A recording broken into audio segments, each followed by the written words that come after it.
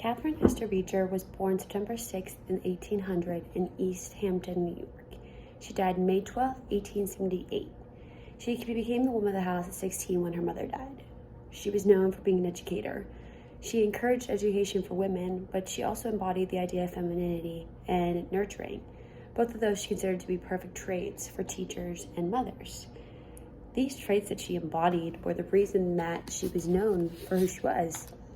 So, in 1823, she and her sister opened a seminary school. Rather than just language and arts, it included a wider range of subjects, even physical education.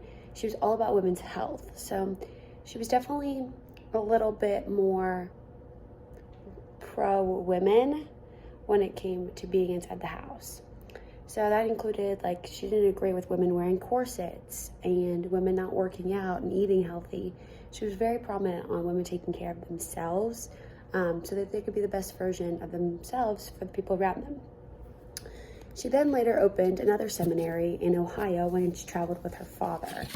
So Beecher wasn't your typical activist. She very much agreed with the fact that women had rights and they had opportunities, but she didn't see eye to eye on what women should be doing in the world, which is why I think she's super important, because she brings a different light to women's suffrage. So she believed that women's roles in the world were to be mothers and teachers. These roles had so much power and influence, and she thought that women really should be the ones taking over. She agreed that women have all the power in the world and they have all the influence, they just needed to figure out how to take it. So she emphasized the fact that genders were made for different reasons. Men and women were made to be different. Men were made to be in politics and in the workforce and being the working people outside the house, whereas women were supposed to be the ones that taught the children, taught the future generations what to expect, how to live, how to work in the economy, things like that.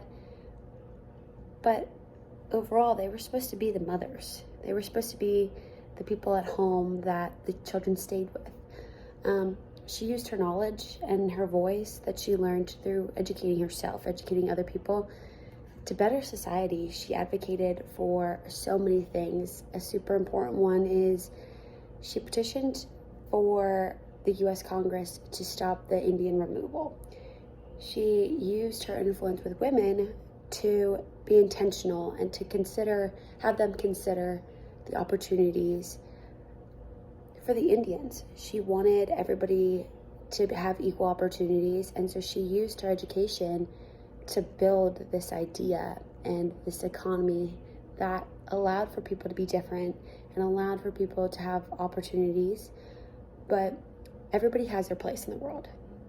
If we were all supposed to do the exact same thing, we would all be men, we would all be women, we would all be the same people.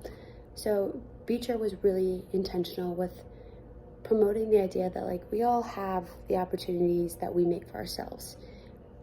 Like I said before, women are supposed to be in the house, she thought, and she believed that women had all the rights in the world, and she believed that women had all the opportunities and that they should get the opportunity to show their power, but it may not be in the same workforce that everybody else was deciding. A few ways that she promoted this was in her famous lectures and books. Three most important books that she had was A Treatise on a Domestic Economy, The Duty of American Women to Their Country, and the Domestic Receipt Book. All of these were super important in promoting her ideas, and even though typically she's not our typical women's suffrage movement activist, where she was promoting, women should be in the workforce, women should be in politics, she had her own way of promoting that women were intentional and women had a place in the society. And I think that that's super important, that we realize that not everybody is going to think the same, and that we should really embody the idea that there's a difference in the world. There's a difference between what men should be doing and what women should be doing, because in the end, we need different personalities. We need different forms of nurture. We need different forms of education to be a well-rounded society. And I think that Catharine Beecher did a great job in promoting the idea of difference and taking what our economy needed and making it work. So that's Catharine Beecher, a woman that may not be your typical suffrage activist, but definitely had a place in promoting women's rights and what women should be doing in the society.